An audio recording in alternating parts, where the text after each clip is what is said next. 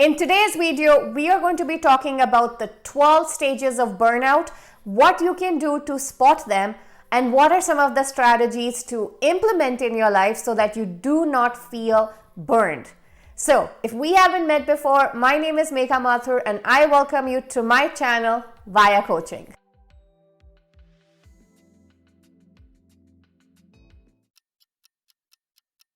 The first stage is called the compulsion to prove one's self. Now, in this stage, you're going to see yourself go above and beyond to showcase your worth to your bosses.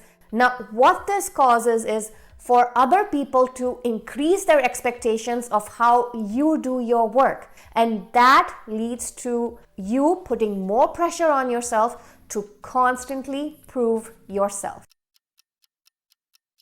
The next stage causes you to work harder because now you're constantly trying to prove your worth, which means boundaries on all areas are being crossed. You might see yourself working on weekends. You might see yourself working late at night. This is because you are again putting pressure on yourself to prove your worth. The next stage is where you start neglecting your needs. Now, this is a consequence of constantly working harder because you would see yourself sleeping less, worrying more, maybe avoiding a shower, avoiding a meal, and your needs of self-care are getting avoided. The next stage is called the displacement of conflicts. Now, this is an avoidance type of behavior where you will see yourself avoiding conflicts, especially when you're being called out on your work. You might see yourself becoming more anxious, jittery, panicked because you're working harder to showcase your work and kind of getting a perfectionist attitude so that people see how well you are performing.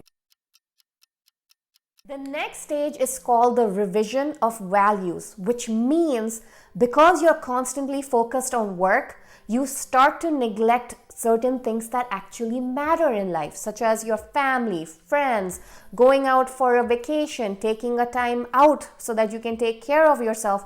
Everything is put back in your life because you're trying to keep working and working to prove your worth over and over again.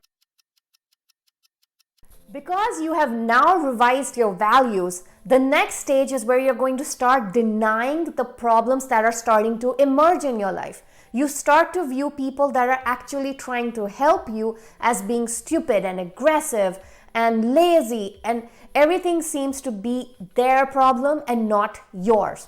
And neglect to hear the voices of the people that are trying to tell you that you are in a stage where you need to take care of yourself. The next stage is called withdrawal, which means they are not meeting other people because everything is put into one basket, and that is the basket of proving how good you are at what you do. Now, because of so much pressure, individuals in this stage go towards alcohol and drug uses because it allows them to escape the stresses of the work. All of this leads down the road of having odd behavior changes. People around you will start to see you becoming more aggressive or anxious or stressed and more panicked. So you will see yourself have these very strange outbursts. And those are outbursts that fall out of characteristic of your personality. Unfortunately, this leads you down to the next stage, which is called depersonalization, where you see yourself becoming a different personality altogether and don't recognize yourself. Now, with all of this happening, the next stage is called inner emptiness, where you realize that you are out of character from yourself. But so many bridges have been burned where you were aggressive and not listening to your family and friends that you now feel afraid to reach out. What this does is it causes more different behavior changes in you, such as binge eating, dependence on more alcohol, more drugs, or even many other activities such as gambling. The second last stage of a burnout is depression. because now you know for a fact that you're exhausted from work. You're not sure of what is going to happen. You feel lost. You feel hopeless. You feel that all of the work you've done doesn't matter. The future starts to look bleak because now, with everything that's happened so far, you're exhausted. So you're not putting the work that you thought was good enough, and you take that pressure on yourself and create the feelings of sadness within.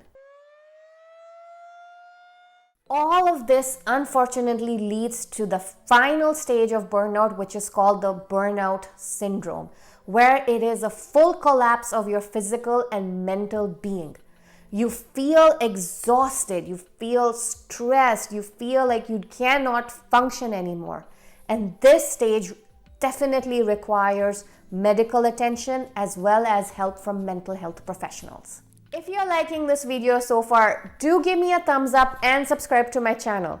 Now let's get back into discussing what you can do to avoid the feeling of burnout. My first strategy to you is to avoid making to-do lists.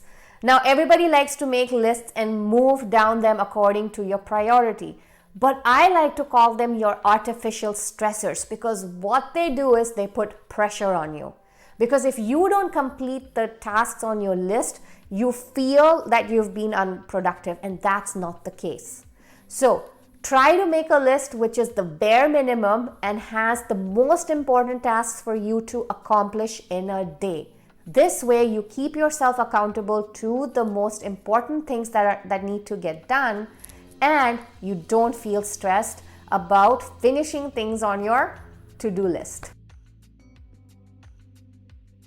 Absolutely avoid multitasking. What this does is it only creates you to feel stressed about your work, because you've only given 50% of your attention to, say, 2 tasks that you were trying to do at one time. Now, when you go back and you want to check your work, you look at it and say, this doesn't look right. And you try to go back and do it again. And it takes time away from your personal life. So the time that was going to be devoted to doing things for yourself is now getting devoted into redoing the tasks which were multitasked the first time. So give that one task the full attention it deserves so that you do not go back and have to redo it again. Consider switching the do not disturb feature on your cell phones.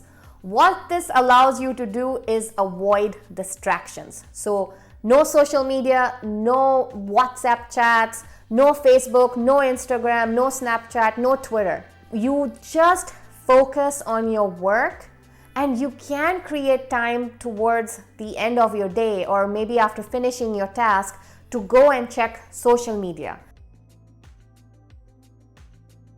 Next, try addressing certain issues that are bothering you.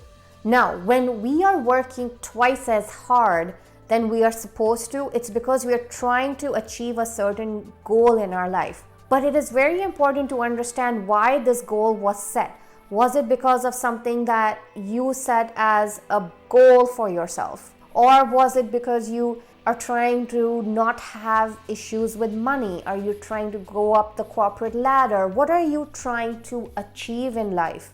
So it's very important to start addressing the emotional issues that cause us to behave a certain way in our professional life. Next, practice mindful pauses. Now, you can do this maybe every hour, where you set aside 10 minutes and you just pause yourself and connect with yourself and remove all of the negative emotions that happened within that hour. Now, 10 minutes is not a long time. You might look at me and go, well, I could finish this much work in 10 minutes. You could, but is it worth it? If you are feeling rushed and drained and you're feeling tired, then why not just take a quick 10-minute break and create that mindful pause? You could do mindful breathing. You could just quickly have a cup of tea, a cup of coffee. Whatever it is, a mindful pause allows you to just stop And that stop allows you to focus even more when you go back to work, because now you've broken a certain rhythm that your body was getting used to by providing a stress relief for just 10 minutes. So it's not a bad idea to have a mindful pause where you just do breathing exercises or take a little bit of a break and recharge yourself. Finally, try to get yourself an accountability partner. Now, this can be in the form of a friend, a family member, a colleague, or even a mental health professional who holds you accountable for how much work you're doing, how many hours you're putting in. Have you given yourself time for self-care? Have you taken a break? Have you taken a vacation? So consider getting yourself an accountability partner so that you are not putting excessive pressures on yourself. Now, my hope from this video is that you learned how important it is for you to set boundaries for yourself so that you do not feel burned out. It is very important to notice when other people are calling you out and letting you know that, hey, you are working way too much, which means you need to focus back on yourself and stop yourself from doing whatever it is and take necessary steps for your self-care so that you do not feel burned out. Now, if you would like me to be your coach, do give me a shout out. The link is in the description box below. And I look forward to seeing you here next week with a brand new video.